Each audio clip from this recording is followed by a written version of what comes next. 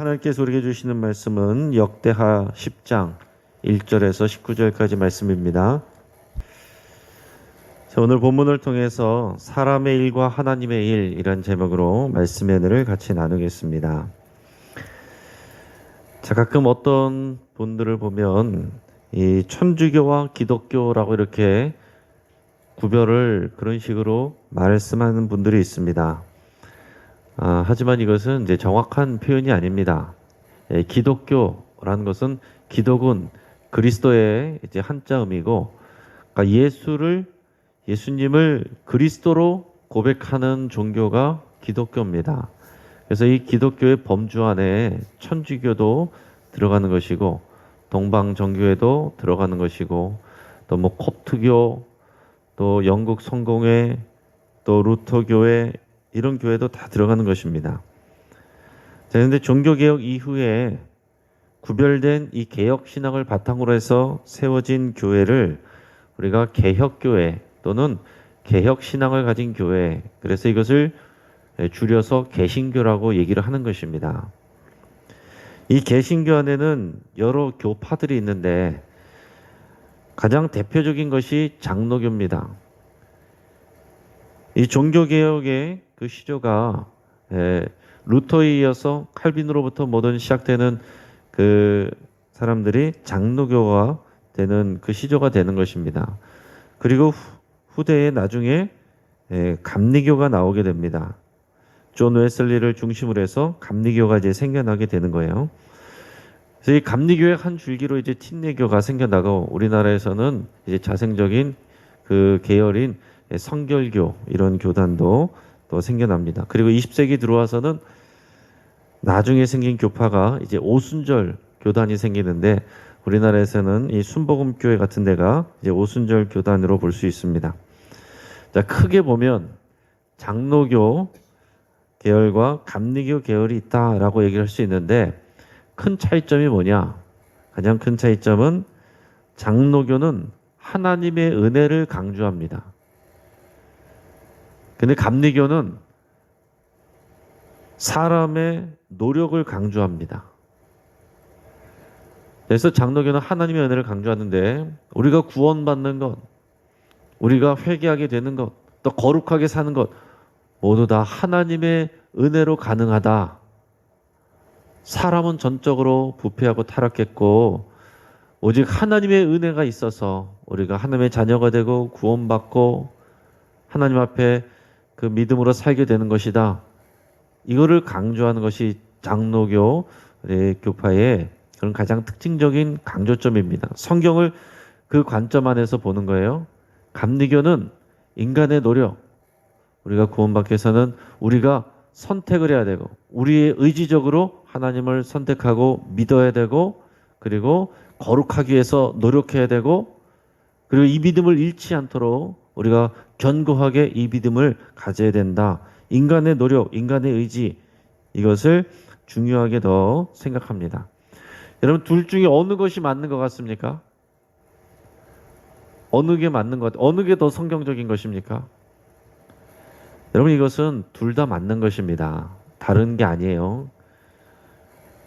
우리는 자유의지를 갖고 있어서 우리 일을 스스로 선택할 수 있고, 우리는 설교 가운데서도 믿음을 잘 가지고 우리가 주의 말씀을 잘 지켜 청종하라. 너희가 그렇게 하면 내가 이렇게 해준다. 그렇게 잘한 사람들은 복을 받고, 잘하지 않은 사람들은 또 어려움을 겪는 것들을 이렇게 보여주지 않습니까? 그러니까 우리의 의지가, 또 우리의 노력이, 또 우리의 선택이 중요한 부분이에요. 동일한 하나님의 말씀을 들어도 어떤 사람은 이 말씀을 받아들이고 선택하고 하나님의 자녀가 되는데, 어떤 사람들은 이것을 거부하니까 지옥도 가는 거 아닌가했습니까? 자, 그런데 우리가 믿고 우리가 하나님을 알게 되고 주님 앞에 나와서 하나님의 자녀가 되고, 그래서 이 새벽에 찬바람을 뚫고 나와서 이 자리에 나와서 하나님 앞에 예배하는 저와 여러분들, 우리가 이렇게 할 수 있는 것 우리의 선택이고 우리가 의지지만, 이게 가능한 것은 하나님의 은혜입니다. 이게 우리가 고백으로 할 수가 있게 되는 거예요. 우리가 대단해서, 우리가 남들보다 더 선해서 뛰어나서 이렇게 하는 것이 아니고, 돌아보니 모든 것이 하나님의 은혜입니다. 이렇게 고백하게 된다라는 것입니다.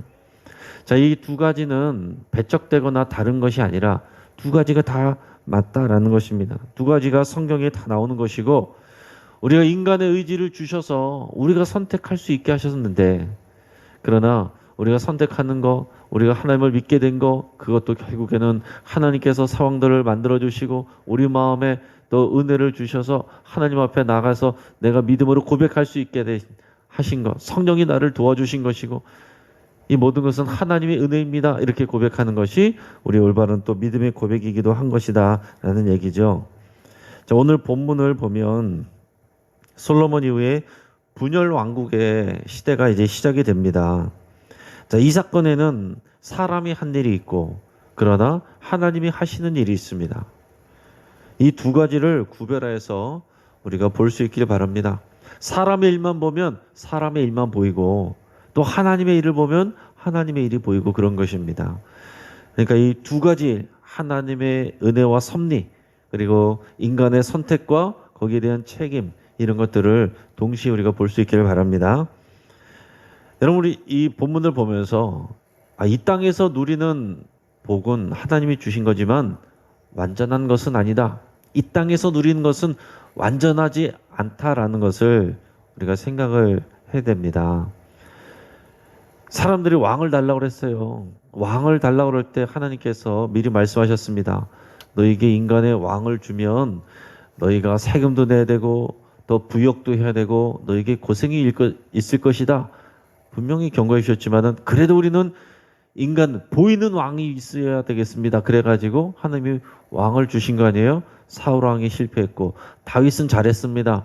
솔로몬도 초반에 잘했는데 나중에 우상숭배해서 결국에는 그 일로 인해서 르호보암 때 분열 왕국이 되는 것입니다. 초반부터 다 이게 삐그덕 되는 거예요. 하나님께서 우리에게 기도에 응답해 주셔서 복을 주셨지만은 그것이 오히려 우리에게 또 고통이 되고 부담도 되고 하는 것입니다. 여러분, 자녀 문제 때문에, 가정 문제 때문에 눈물 흘리고 고민하지만은 그 전을 고민해서 생각해 보세요. 배우자 달라고 기도하시고 자녀 달라고 기도하시고 다 기도의 응답으로 여러분에게 주셨는데, 그러나 그것이 또 우리에게 또 고통이 되는 이유가 되기도 하고 상처가 되고 하는 이유가 되기도 하고 그런 건 아니겠습니까? 우리가 하나님 나라에 가서야 완전한 것을 누리게 되는 것이지, 이 땅에서 아무리 하나님께서 우리에게 기도의 응답을 주시고 우리에게 원하는 것을 다 주셔도 완전한 만족은 없다라는 것입니다. 하나님께서 솔로몬에게 지혜를 주셨고 부와 권력을 주셨습니다. 솔로몬은 여러 성전과 성을 지은 다음에 성읍들을 건축하고 또 국방에 관한 여러 가지 성들, 국고성들, 마병에 관한 성들, 또 병거성들, 다양한 건축을 계속했습니다. 자, 이것을 역시 하나님께서 솔로몬에게 주신 은혜죠. 복입니다. 그리고 솔로몬의 업적이고 자랑입니다. 이러한 일들이 온 세계의 그 주변의 나라에 다 소문이 퍼질 정도로 그 이스라엘이 부강하게 된 거예요. 많은 사람들이, 많은 나라들이, 왕들이 그런 이스라엘의 성장과 형통을 보면서 다 부러워했습니다. 하지만 그 뒷면에는, 자세히 들여다보면 그 이면에는 잘 보이지 않는 뭐가 있느냐? 백성들의 고생과 노역과 피로가 쌓여 있다라는 얘기예요. 자, 하나님이 복을 주셔서 다 이런 건축들이 되는데 막상 그 건축을 하는 백성들, 또 그래서 세금을 내야 되는 백성들의 어려움, 이런 것들이 부담감이 분명히 다 있다라는 얘기입니다. 자, 그래서 이 이스라엘 백성들이 솔로몬 때는 참고 지냈어요. 그런데 이제 솔로몬이 죽고 그 아들 르호보암이 왕이 되니까 이제 새 판을 짭시다. 새 판을 짜주십시오. 그러면서 하나님, 르호보암 왕 앞에 나오게 되는 것입니다. 자, 그래서 여로보암을 비롯한 백성들의 대표들이 이 여로보암 앞에 와서 이제 얘기를 하게 되는 것입니다. 이 르호보암이 왕이 돼서 세겜 지역으로 왔어요. 이 세겜 지역은 크게 보면 북쪽, 남쪽으로 보면 북쪽의 중심지라고 할 수 있습니다. 세겜은 아브라함이 처음 이 땅에 인도함 받아서 왔을 때 하나님께 처음 제사 드린 것이 세겜이기도 하고, 세겜에는 또 그리심산, 에발산, 이런 축복산, 저주산도 있고, 이 종교적으로 정치적으로 굉장히 중요한 곳이에요.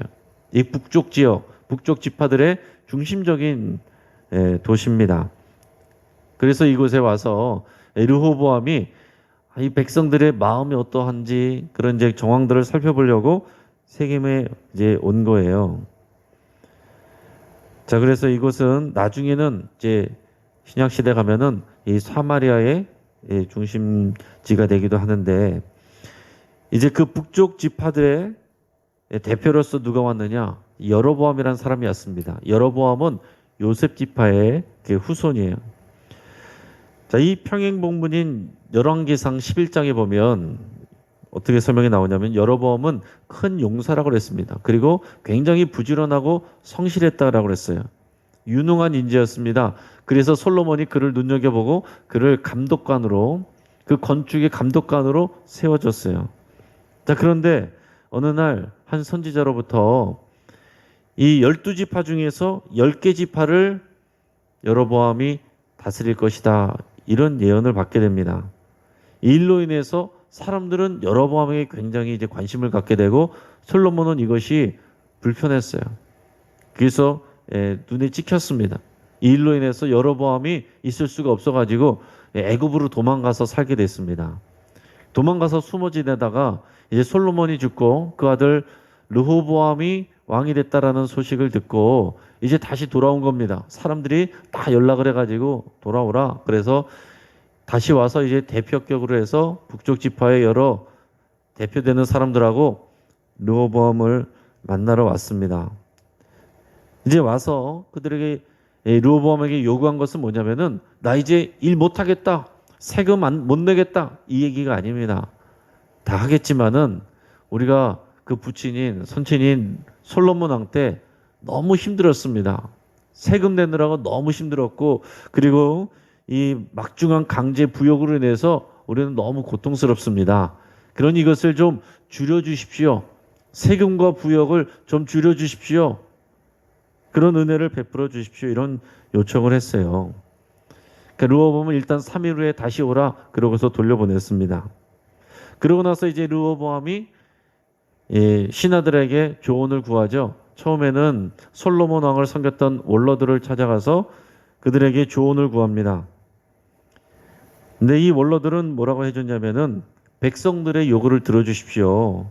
통 크게 그것을 다 받아들여 주시고 선대해주면, 그들이 요구하는 대로 들어주면 그들이 영원히 왕의 백성으로서 잘 섬길 것입니다. 이렇게 얘기를 해줬습니다. 이 원로들은 솔로몬을 힘써서 도왔지만은, 순종했지만, 그러나 동시에 과중한 세금과 부역으로 인해서 고통하는 백성들의 상황들을 알고 있었어요. 그렇기 때문에 그런 지친 백성들의 마음을 알고 공감하는 마음이 있었기 때문에 르호보암에게 이런 지혜로운 조언을 해준 것입니다. 자, 그런데 르호보암은 이제 그 말을 듣고 끝난 것이 아니라 이번에는 자기와 함께 배우고 자란 친한 친구로 자랐으나 이제는 이제 신하가 된 그런 젊은 신하들에게 이번에는 물었습니다. 그랬더니 뭐라 그럽니까? 젊은 신하들은 초장이 잡아야 됩니다. 아버지 솔로몬 때보다 더 강하게 해야 됩니다. 아버지가 채찍으로 쳤다면은 솔로몬 왕은 전걸 채찍으로 그들을 치셔야 됩니다. 찍소리 못하게 해야 됩니다. 그런 얘기를 한 거예요. 이 사람들은 현장의 소리를 듣지 못하고 오직 그냥 책으로 배운 사람들. 이 백성들의 마음을 공감해 주지 못하고 책으로, 지식으로 판단하고 조언을 한 것입니다. 누구의 말을 들었어야 돼요? 원로들의 말을 들었어야 되는데, 르호보암은 처음부터 원로들의 말을 귀담아 들으려고 한 것이 아니고 형식적으로 하고, 사실은 자기 친구들 말을 그냥 들었던 것입니다. 12절에서 19절까지 말씀을, 이 배경을 가지고 같이 한번 읽어보겠습니다. 자, 시작. 3일 만에 여로보암과 모든 백성이 르호보암에게 나왔으니 이는 왕이 명령하여 이르기를 3일 만에 내게로 다시 오라 하였음이라.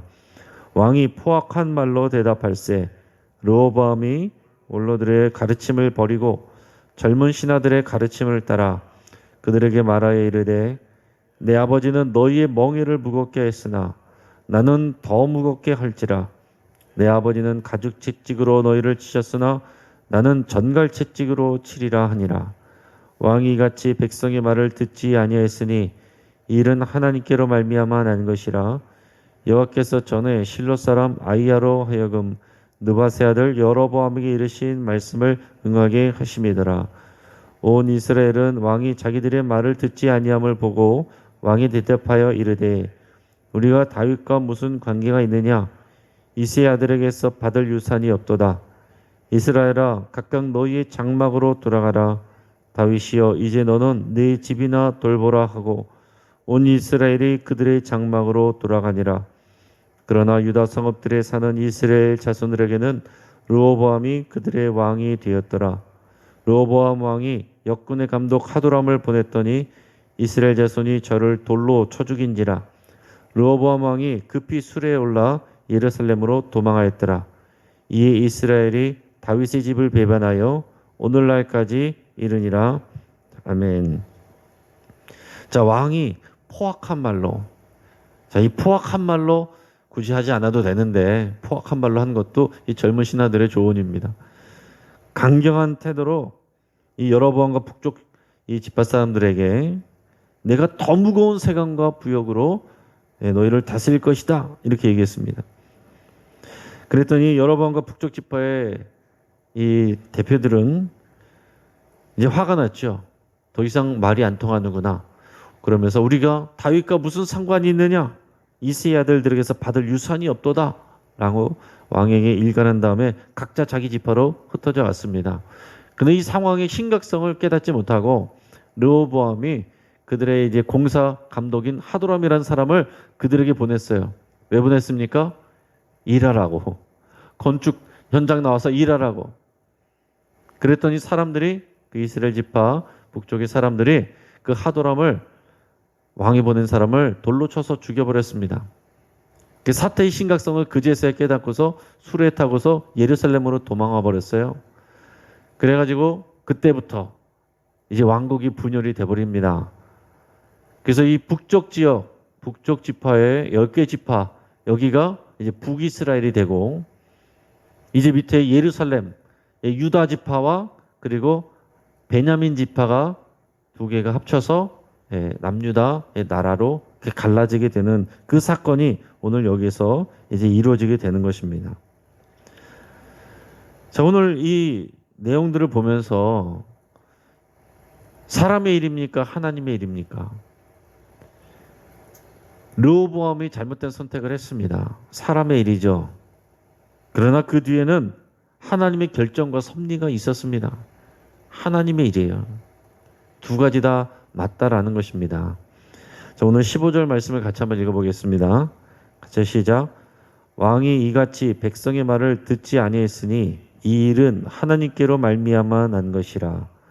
여호와께서 전에 실로 사람 아이야로 하여금 느바세 아들 여로보암에게 이르신 말씀을 응하게 하심이더라. 아멘. 자, 백성의 말을 듣지 않은 것은 왕이 한 것입니다. 그러나 하나님께로부터 이 일이 난 것이다. 이렇게 이것을 설명을 하고 있어요. 이 자세한 설명은 열왕기상 11장을 보면 그 내용들이 자세하게 나오는데, 자, 이 여로보암이 공사감독으로 잘 지내고 있었는데 어느 날 아이야 선지자라는 선지자가 나타나서 자기에게 예언을 해주는 것입니다. 어떤 예언을 해줬냐면은 자기가 새 옷을 딱 입고 왔는데 아이야 선지자가 갑자기 여로보암 앞에서 그 옷을 새 옷을 벗더니 조각조각 찢어서 12조각으로 나누는 거예요. 그러더니 그 중에서 10조각을 이 여로보암에게 주면서 하나님께서 이스라엘의 12지파 중에서 10개 지파를 당신에게 주셨습니다. 이 나라의 왕에게는 오직 한 개 지파만 주십니다. 이게 하나님의 전하라고 하시는 말씀입니다. 이 예언을 해준 거예요. 자, 만약에 그러면서 그 다음에 또 뭐라고 그랬냐면은 만약에 여로보암 당신이 다윗이 한 것처럼 그렇게 하나님을 온전히 섬기고 그리고 그의 말씀을 잘 지켜 행하면 하나님께서 이스라엘을 다윗에게 주셨던 것처럼 당신에게 주실 것입니다. 이렇게 얘기를 했습니다. 그리고 하나님께서 이렇게 하시는 이유는 뭐냐?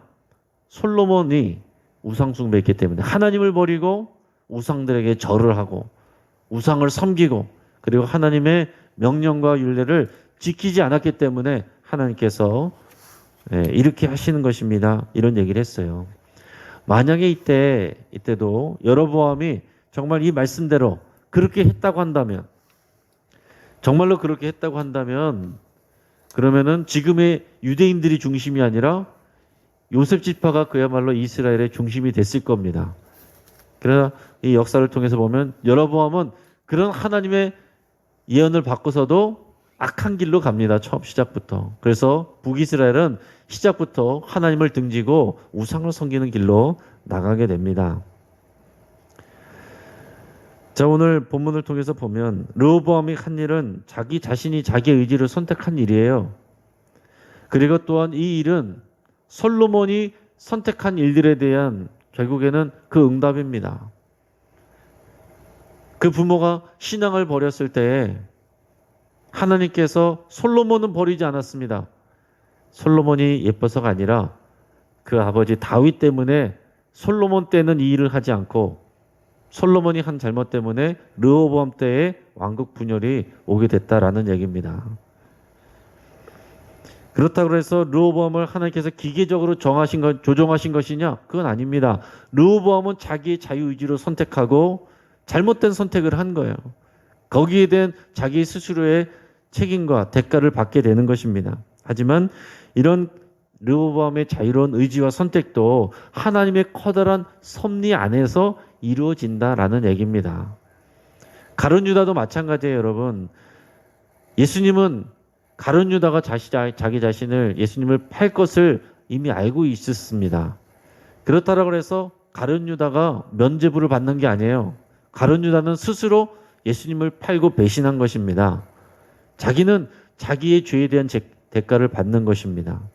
그러나 그 모든 일들을 통해서 예수님이 죽으시고 십자가 지시고 그 일을 통해 저와 여러분들이 오늘 이 자리에 나와 있게 된 것, 이게 하나님의 섭리고 하나님의 은혜다라는 얘기입니다. 오늘 말씀을 이제 정리하겠습니다. 우리는요, 자유의지를 하나님으로부터 선물 받았습니다. 우리는 자유롭게 선택할 수 있어요. 우리가 해야 될 몫이 있습니다. 그러나 거기에 대한 책임도 우리가 받게 되는 거예요. 자, 두 번째는 우리가 하는 일에 영역이 있습니다. 그리고 하나님이 하시는 일에 영역이 있어요. 우리는 우리가 해야 될 일들을 잘 하면 됩니다. 하나님을 사랑하고 하나님의 말씀을 잘 듣고 그 말씀에 순종하는 일을 하면 됩니다. 그러면 하나님은 신실하게 하나님 일을 하시는 거예요. 하나님을 의심하거나 염려하실 필요는 없습니다. 우리는 오직 우리 자신만 돌아보면 되는 것입니다. 자, 르호보암에게는 뭐가 없었을까요? 남의 말을 들어주는 귀가 없었어요. 남의 어려움에 대해서 공감해주는 공감 능력이 없었습니다. 이 모든 것은 하나님께 지혜를 구하지 않고 또 원로들의 말에 귀를 기울이지 않고 그냥 젊은 신하들의 말만 들었기 때문에 그렇습니다. 자기들의 지식만을 믿었던 그 까닭이에요. 우리가 바른 신앙과 판단을 하려면 하나님의 말씀을 잘 들어야 됩니다. 경청해야 됩니다. 하나님께 지혜와 지식을 구해야 됩니다. 그리고 우리 주변에 이런 어르신들의 말을 잘 귀담아 들어야 됩니다. 그리고 우리 주변의 사람들의 아픔을 관심을 갖고 공감을 할 수 있어야 돼요. 그럴 때 하나님의 은혜와 역사가 우리에게뿐만이 아니라 우리 가정과 교회에 흐르고 넘치게 되는 것입니다. 오늘 이 모든 은혜의 또 중심에 서는 저 여러분 되시기를 주의 이름으로 축복합니다. 같이 한번 기도하겠습니다. 우리 말씀을 붙잡고 함께 기도할 때 이 세상에서 완벽하려는 욕심을 내려놓고 하나님을 의지하기로 여러분 그렇게 결단할 수 있길 바랍니다. 내가 이 세상에서 모든 것을 완벽하게 가지려고 하면 여러분 우리가 믿음 가운데 설 수가 없습니다. 완전한 것은 하나님 나라에서, 그래야 하나님의 나라를 우리가 소망할 수가 있는 것입니다. 하나님의 선하시고 인자하심을 바라면서 우리를 인도해 주시기를 여러분 그렇게 간절히 기도하시고, 우리가 하나님의 말씀을 경청하고 또 어른들의 조언에 겸손하게 경청하기로 결단하고, 또 공감 능력을 우리에게 부어 주시옵소서. 다른 사람들의 아픔을 내 아픔처럼 아파할 수 있도록 그 마음을 우리에게 부어 주시옵소서. 판단하지 그 이전에 아파하고 같이 눈물 흘려주는 그 마음이 우리에게 부어지게 하여 주옵소서. 여러분 그렇게 간절히 기도할 수 있길 바랍니다. 우리 가정을 위해서 기도할 때에 신앙과 전문 능력을 겸비한 그런 하나님의 일꾼들이 될 수 있도록 위해서 같이 기도하겠습니다. 우리 선교사님들 위해서 우리 간절하게 같이 기도해 주시고, 그 모든 선교 사역이 이 어려운 시기에도 하나님께서 지혜 주시고 나아갈 바를 알려주시기를 위해서 같이 기도하겠습니다.